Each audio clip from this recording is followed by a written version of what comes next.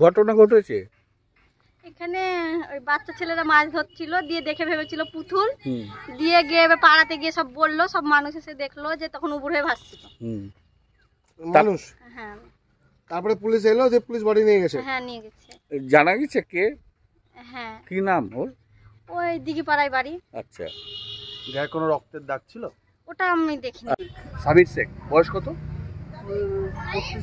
34 হবে। 34 বছর। কি কাজ করতেন উনি? মাস্টারের দোকান ছিল, দোকানটা বন্ধ আছে এখন।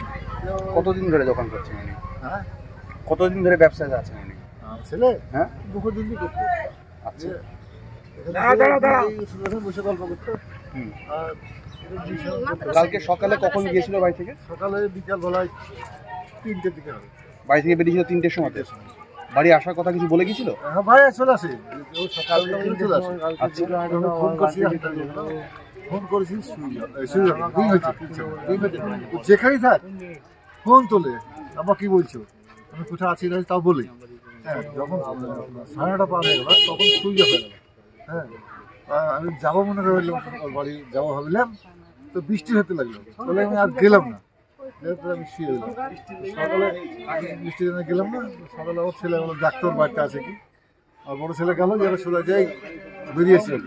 এই স্বামী শেখকে দেখেছি, তো বলছে হ্যাঁ রাত্রে এসেছিল, কী করলি? মেয়েরা খেতে দিয়েছি, দিয়ে দাঁড়ায়নি, পালিয়ে গেল। ও বাড়ি গেল, চল তোর ঘর আছে, চল দেখবো। বলছে দিন 1টা বাজে তখন আমার ঘর।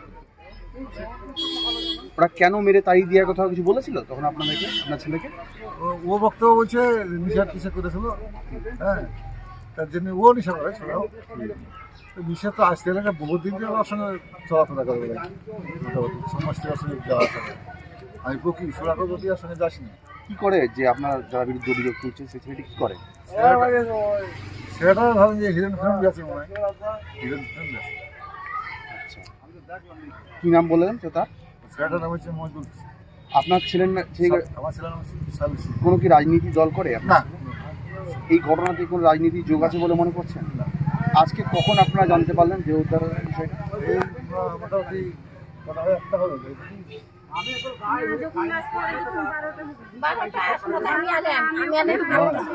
হ্যাঁ, 1টার দিকে পেলাম।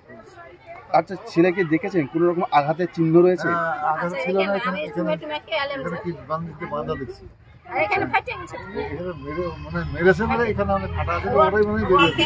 আপনারা কি মুর্শিদাবাদ থানাতে কোনো অভিযোগ করেছেন? না, থানা পুলিশ এসে উঠিয়ে গেল, বলে আসো ডাকো। আপনারা অভিযোগ জানাবেন? আজকে জানাবেন? পাশে সিসি ক্যামেরা বাড়ি আছে, দোতলা বাড়ি, ওর বাড়িতে সিসি ক্যামেরা আছে। আচ্ছা, চেক করতে হবে, তাহলে কে মারলো না মারলো বাড়ি বলে দিতে হবে। আপনারা অভিযোগ জানাবেন আজকে গিয়ে? হ্যাঁ, এখন বলছে যে পুলিশ ছাড়া তো হবে না, দরখাস্ত দিতে হবে। হ্যাঁ, দরখাস্ত আজকে জমা দেবেন আপনারা? আজকে খুঁজে যাবে। আচ্ছা, আপনার নাম কি? মজরেম শেখ, তাই তো? আপনি কি হন ভাবিরে? বাবা। আপনি কি করেন? আমি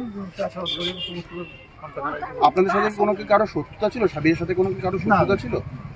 ছিল না, ওই ওকে মানা বেতন সরাকে। হ্যাঁ, তো কোনোভাবে ছিল না, ও চুক্তি করে ডাক্তার নিয়ে যেত। থানাতে কোনো রায় করবি না, অভিযোগ জানাবি, কিছু করবি? জানলাম ও তো কালকে বিকেলবেলায় বেরিয়ে গেছে। বিকেলবেলায় বেরিয়ে গিয়ে রাত্রিতে ফোন করছি, সুই যাবে, রিং হয়েছে, তুলছে না। 9টা 8:30 বাজে, তখনও রিং হয়েছে। যখন 15-40 গেছি তখন সুই যাবে, তখনই ওকে মেরে ওই ট্রেনে ঢুকিয়ে দিয়েছে।